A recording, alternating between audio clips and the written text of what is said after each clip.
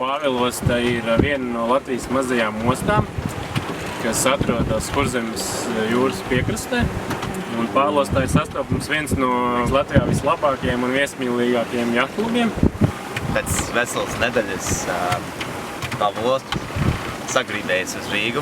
Lai tiktu uz Rīgu, vajadzēja dabūt savu veselu māju jahtu no Pāvilostas uz Rīgu.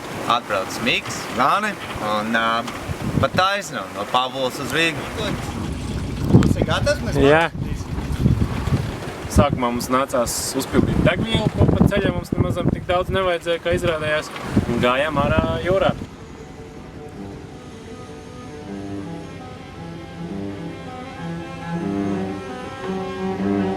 Nu, mazliet dīzeļu smak ir, bet, es tik tā.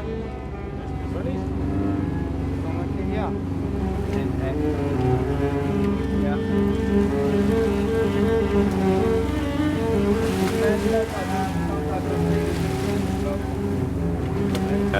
Sākumā likās, ka būs tāda patīkama saulaina diena, un Zana jau iekārtojās tur lasīt žurnālu, tu līdz sauļosies, un tev bija savilkās mākoņi, un sākās konkrēts negaiss, vētra.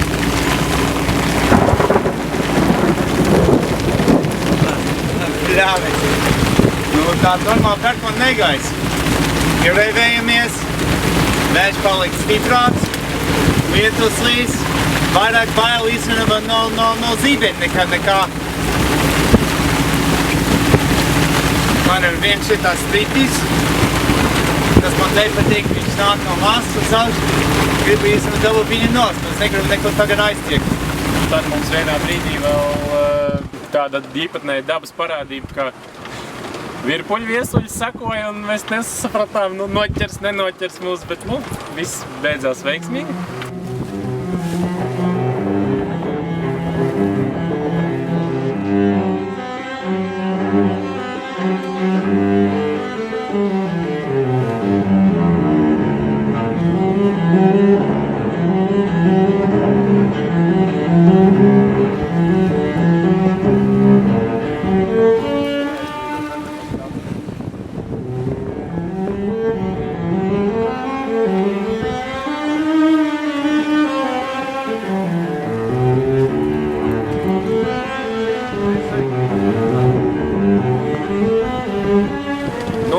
Protams, kulinārās izvērtības.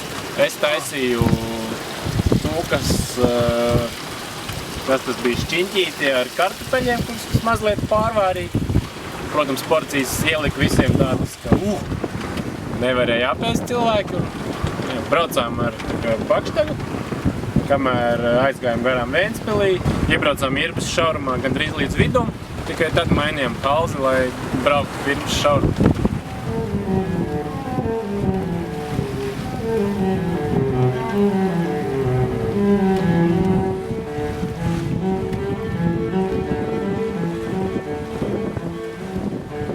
Vēl viena dabas parādība, ko es pirmoreiz mūžā novēroju, man liekas, reti, kurš vispār novērojis, ir naktī braucot Irbē bija mēnesis varavīksne. Domājam, ka tas bija sākam vēl viena virpulvētra.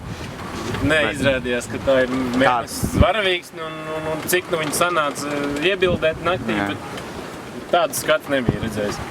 Un ap 7 rītā jau bijām pie Kolksbakas. Tas ir laikam pēc distances garākais brauciens, kas mums ir bijis. Apgājām apkārt Kolksbakai un cieši pie vēja griezāmies uz Rīgu, un tā arī pa kuģi ceļu braucam līdz Rīgai. Kā redz, mēs esam gandrīz kuģi ceļa.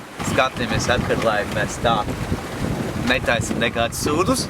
Mums bija nenormāli skaisti diena šodien. Saule spīd, kur mēs redzējām sausēmē, visiem bija jāmācies.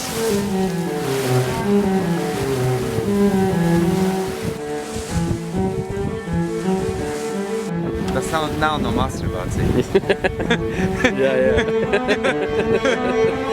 90% no laika mēs braucam ar burām. Tas ir ļoti labi.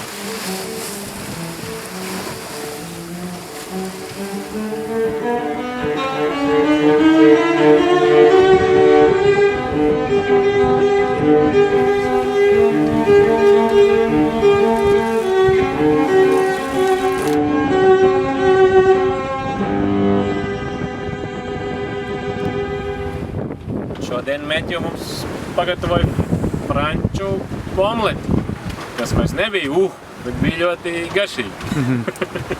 Mikam vajag daudz, bet no franču omletes ir tāda, zin kā, mazās porcijas. Un kas vēl ir pārsteidzoši, mēs praktiski nelietojam alkoholu. Lielākā daļa man gāja Neptūnam. Lielākā daļa vecs izlēja Neptūnu. Mēs tagad lidojam uz Rīgu. Mēs izbraucam no Pavlovoskas 1 vakar. Mēs atbrauksim 30 stundas. Šis ir priekš Jakob. Mēs nereiz nebraucam 390 grādus. Zane, ko tu darīji pa ceļam? Gulēju. Cik daudz tu gulēji? Ļoti. Neko nestāstīsi? Brauksi vēl? Nezinu.